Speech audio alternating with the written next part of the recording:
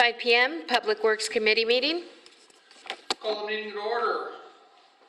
Approval of minutes. Anybody have any issues with these minutes? Oh, no, wait, no May meeting.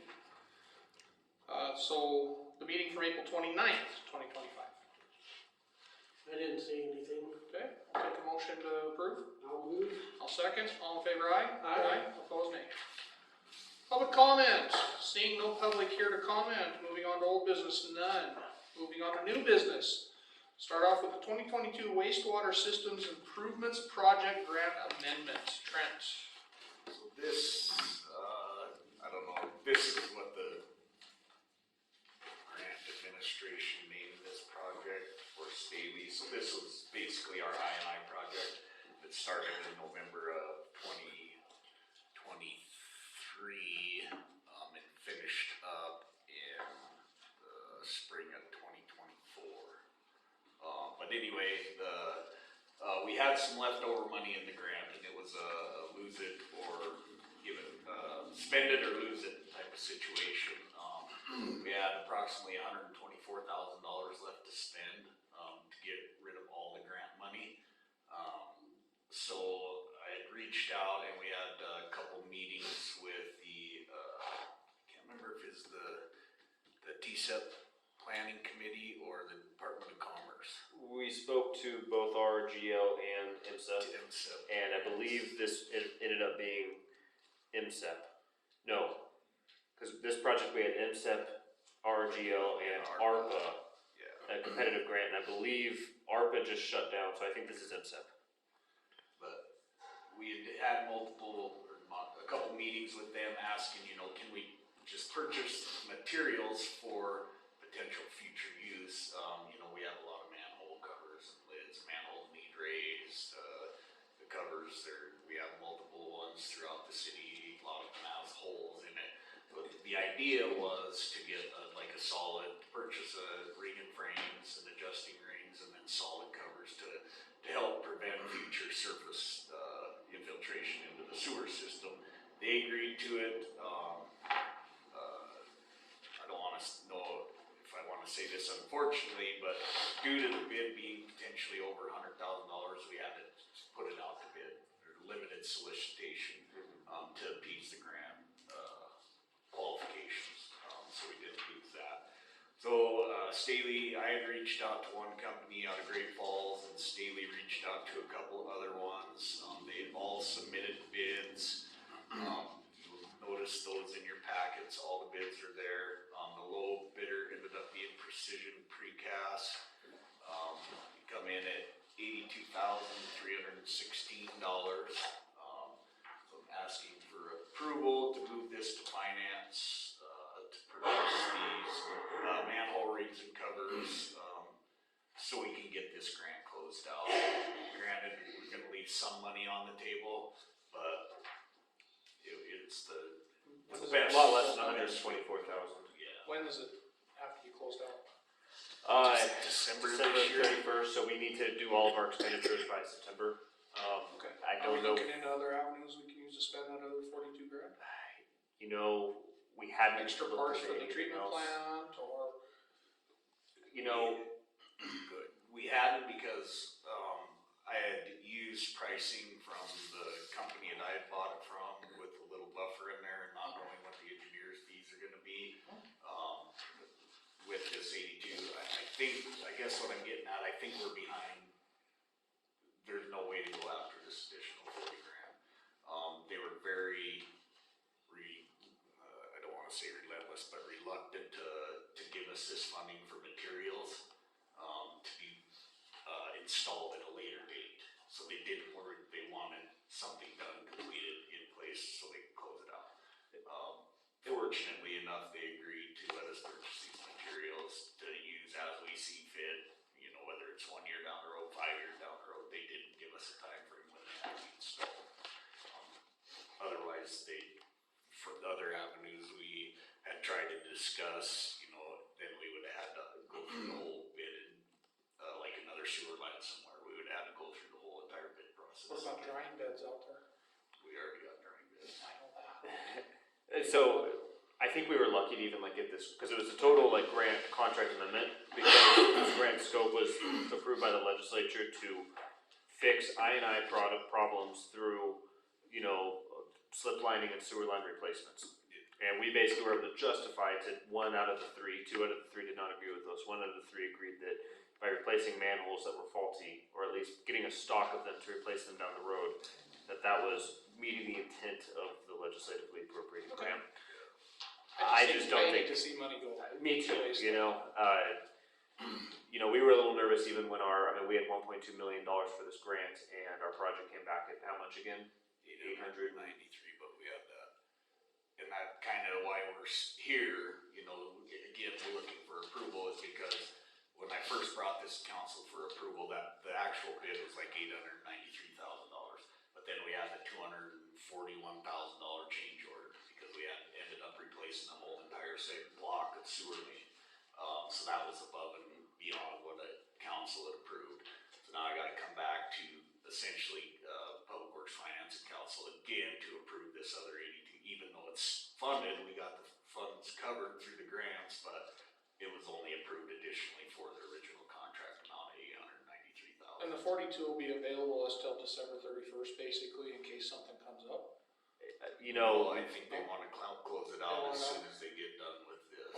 I don't see another grant amendment happening like that. I mean, the one thing I could say that we could ask, and I don't know if you've asked this of them, you know, that we got a low bid back for the quantity that we requested for our limited solicitation.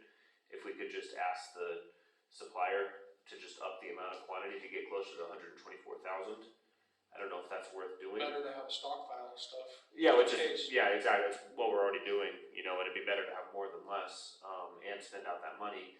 I can't guarantee that that's going to happen, but Yeah, the reason that I'm a little hesitant on doing that is because it's already been bid. Yeah, don't burn it. that's a good point. Don't burn the bridge. Yep. Have already put that. If you get the quantities and they can put in Yep. their numbers and they've already seen the numbers of the other, cause it's a Nope. publicly open bid. Thanks for keeping me honest, Trent. Any other comment or questions from the committee? I'll move that we move this on to finance for review. I'll second. All in favor, aye? Aye. Opposed, nay?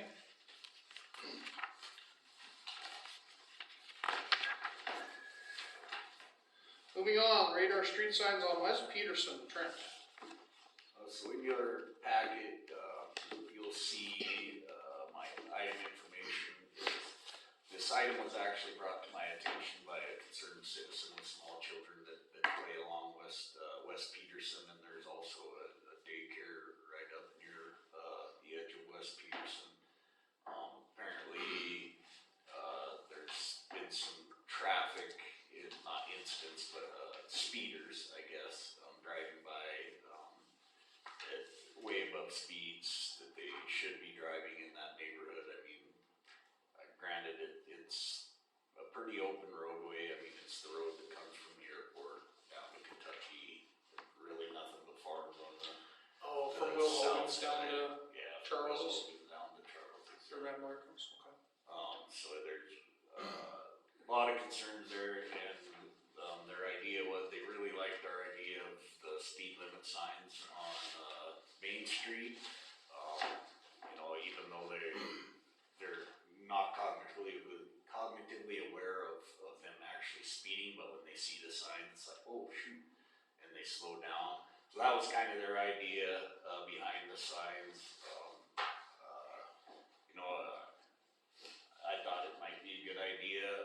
I'm a little concerned about the area because it is low traffic. However, I thought I'd bring it to the committee and see what your thoughts are. I did put the original quote from radar signs that were placed on each end of Main, and with the limited options we had opted for, each sign was approximately $4,145.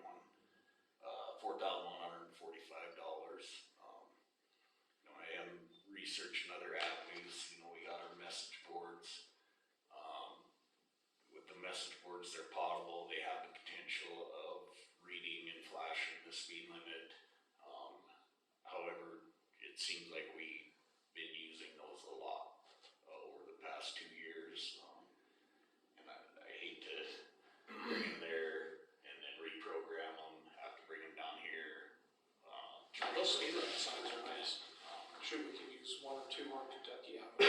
I would like to buy more of them every year. Milwaukee, Yeah. Missouri. You guys say especially coming into town from the president. Yeah, yeah, That's where I see those that was always signs. my next idea for where to put them. Where are the current speed signs out? Like, how prominent are the current speed signs out on West Peterson? I can't quite remember right now. There's probably one at Kentucky and one in Van Blerkens. I don't even know if there's one out that far. I don't think there is. There's a one speed limit sign on Kentucky and West Peterson, but there's probably not a speed limit coming into town. I don't remember seeing it. So we're looking at 2 of these at $4 grand a piece? Yes. Okay. Any questions or comments from the committee? All right, seeing none, I'll entertain a motion to move this on to finance for approval. I'll move it. Do I hear a second? Second. All in favor, aye? Aye. Opposed, nay. Moving on, Milwaukee and Main Street intersection traffic, Trent. So this is another item, that was brought to my attention, and there's really, and I don't know if there's anything we can really do about the traffic on the, east side of the stoplight. Depends on how far that right of way is, the state has, but, again, and this has happened to me numerous times, I've heard people complaining about it throughout town. You pull up to the stoplight and people are whizzing by you on the right side to take a right-hand turn, and that's not a turn lane, that's a parking lane. They do the same thing on the opposite side of the road, next to the guitar shop. People are turning straight, they go right, or even if they're in the through lane, they have their blinker on, they'll still try and cut you off, and that's where numerous accidents happen, because the people that are following the law are actually trying to turn legally and they almost get hit. So it's I'm Right, guilty that was too. something. Gordy, I'm guilty too. something I that I am wanted completely to guilty of I'm that. completely guilty. It's easy to do. Unfortunately, everybody's. Because the road is so wide. So, Yeah, my thought with this, Trent, is that, at least the western side of the road, they're gonna be doing some curb extensions out there for the project this year. That, it will narrow the road, not a lot, but maybe enough that people will, kind of recognize that that is not a turning area. It's gonna be a bull belt. It's gonna be like a 1.5 to 2 foot bulb out. I want a bigger one. I do too. 4 foot. That was part of my Main Street redesign project, but I don't care, I have a truck I can go over. we Yeah. can't paint that and say not a turn lane? we would have to probably Because talk to the it's- state. Yeah, we'd have, because it's a state intersection. And You gotta know where you turn on that red. way's state, that way's state, this way's state. So I'd like to see visually what it looks like once the state's done with their project on that side. Cause it is a hard question and we do get this a lot, cause it's just one of the problems with not having, curb bulb outs are really the only thing that you can do. Yep. And I would like to do them on every Main Street intersection in town, but they're not cheap. Is the road wide enough to make a turn lane and then a straight through lane? Like turn from the light, like you're there, you would go, Not legally. And because the inlets that are in the intersection, if you turn sharp enough, you'll bottom out going through those inlets. I was gonna say, it's one of those things, unfortunately, bummer. people don't use their brains. I've literally seen just about everybody in this town do that. Yeah, Including I'm- officers and sheriff's deputies. and- well, there's plenty of room by the But I've JJ literally place had- and this guy's way over here going this way and there's lots of room here. What?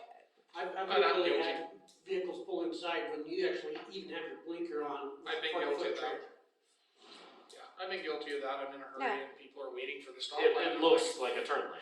Yeah, it does. It's wide It enough. really does. And I wanted to talk to Officer Malcolm Except for before the dip Cody at the was corner. hired, we had that white cop SUV. It had been sitting in front of Napa for a year now. Park it I right there. wanted to park it right there, cause that technically is a parking lane for the old bank. The Kappa's bank. Then they would have to Wait, wait. Yeah. Bad idea. how would Kappa feel about it? Everybody's, Public parking space. yeah, I'm interested to see what the burnt bulb out does. yeah. I think, and then we can look at, recreating that on the other side. Like I said, it needs to happen at every Main Street intersection. I've probably done them right here, honestly, unless, you know, especially if Gina's big truck isn't there. Yeah, It looks like a turn lane, yeah. you know, so That's the unfortunate thing about having such wide streets in Deer Lodge. one of many, that's why people speed and why people kind of feel like they got all the space in the world to play. It's just, you know, human nature. Let's put a planter box there. Well, you know, cities will do, they We're making planter boxes anyways. Yeah. Let's make a really Oh, big you're one of concrete those? one. Oh, I hate it. I I want 5 on Main I have Street. some fun statistics I can tell you. No. See, nobody wants. Jim doesn't want to listen to them either. You know, cities do actually reclaim parking spots for like they shut them off and like build like parks and outdoor seating and stuff like that for restaurants. I mean, there's no restaurant there's the problem.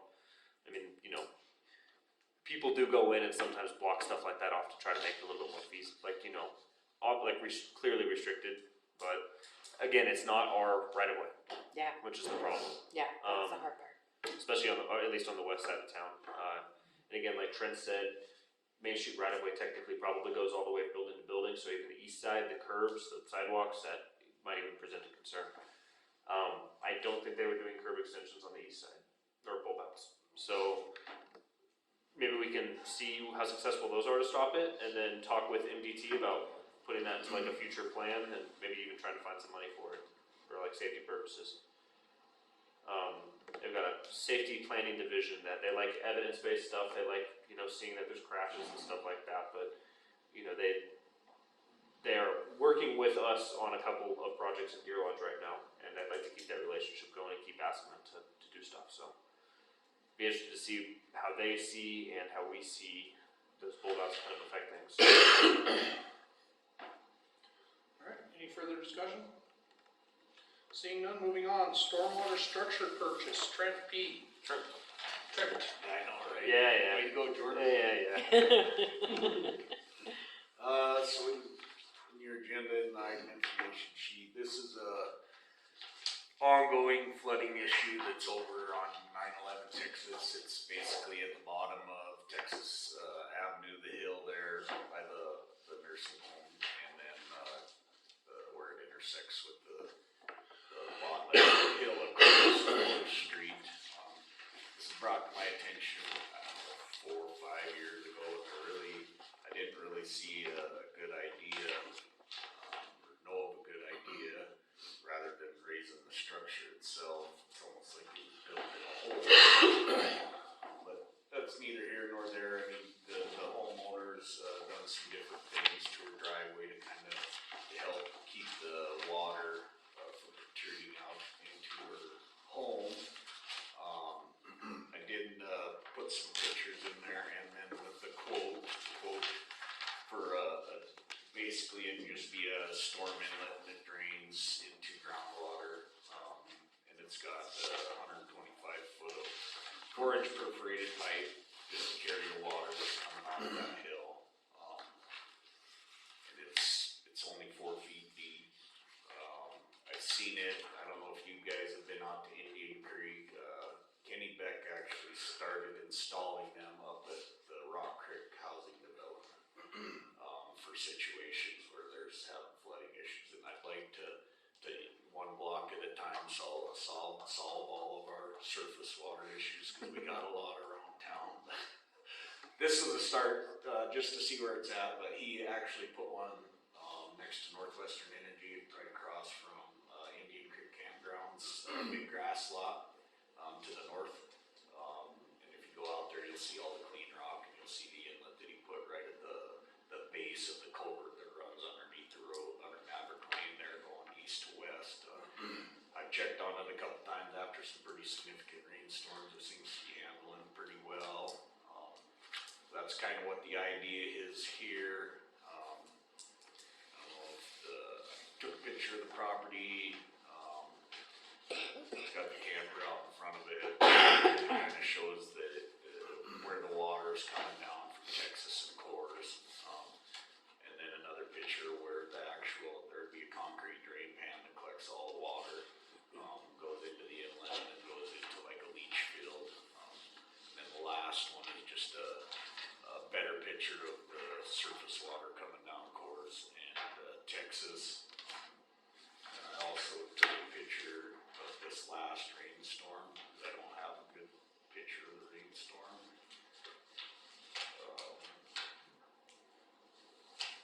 This is what, it's all coming down, and she's got her driveway built up now, and we went and dug a ditch in there along that asphalt.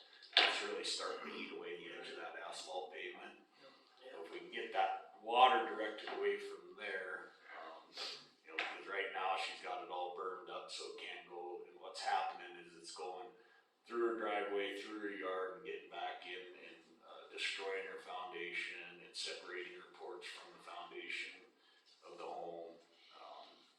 So, I went and met with her again Yeah. this year. Went and met with her again with the mayor, and this is, I just seen this idea pop up here last year, and I had contacted the contractor and had him come over and take a look, and he said it's, you know, it's something that this structure would be designed for, and we think it would work here, so. Just asking for approval to move this on to finance to place this stormwater structure in the pipe, in the drain pan going to help alleviate the flooding issues at this property address. Yeah, they've been fighting that for a lot of years. Yeah. Alright, any other questions or comments from the committee? I'll entertain a motion to move this on to finance. I'll move. I'll second. All in favor, aye? Aye. Opposed, nay. Public Works report, Trent. Let's see, nothing really new to add. We did start spraying for mosquitoes a couple weeks ago. Tyler's doing fairly well at the park. He did have What time did they spray the mosquitoes? we started like 5 in the morning. Yeah, I haven't seen them, that's what I asked. Yeah. I'm just curious. They had a volunteer cleanup day at the parks last Thursday, I believe, and we were hoping for around 50 volunteers. I think he got 16. Yeah. But he said they got about 75% of what he wanted to get accomplished done. Still got some stuff that he needs to do, but he thinks the help, you know, we're working on trying to get an inmate there to help him do some parks work, and so that went fairly well, especially being the first cleanup deal that Kyler kind of ramrodded and got together. Street maintenance project's not going to kick off till August timeframe with the milling and the dig out paving, and then the chip sealing will be towards the end of August. That's about it. Can't really think of anything else. Alright, any committee questions on the Public Works report? Alright, seeing none. Trent? Any other committee comments or concerns? Not on the agenda. I was just going to ask about, extra garbage cans for these events. Yeah, we talked about that, with Jason. We're gonna bring out 6 for, 6 or 4? We did 4, yeah, thank you. 6 is what it historically was. We only did 2 this time. We're gonna do 4. And then we're talking with the, organizers of our next event, the Cooking on the Farm Fork, to make sure that they have a individual can for each contestant, like next to their station, so they can bag it up there, throw the bag into the big commercial cans. So Trent and I got together with Jason. I think we got a good solution for that one. Okay. And what we're running up to is we're getting low on the 300 gallon garbage cans. We did put in a pretty big purchase, as I noted in my report, for anticipation of the Pitler Meadows subdivision, but those cans have increased in price by about 26% over the last 2 years. Yeah, we kind of borrow them. Yeah, we basically, I don't wanna say steal them from the school, but, cause there are. Still from the school. We utilize them from the school since they ain't in session whenever we have the big summer events.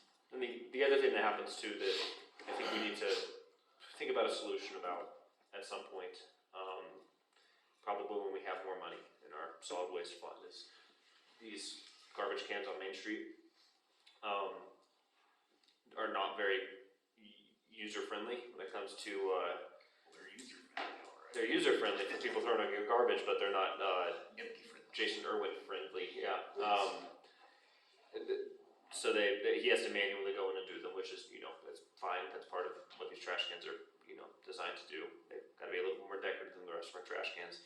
But my biggest concern with them is that, because they are completely walled off on the top, people will throw garbage in until it's basically coming out of the front. And the entire top portion of the garbage can is not the garbage can. The garbage can is down below, that's basically just a cover. People fill that up, he opens up the garbage can, stuff spills everywhere. I think it'd be worth starting to think about, like a more traditional Main Street can, where you have a tall can open on 4 sides at the top, so you can clearly see where the trash can lies inside, then you just take off the top and empty out the bag.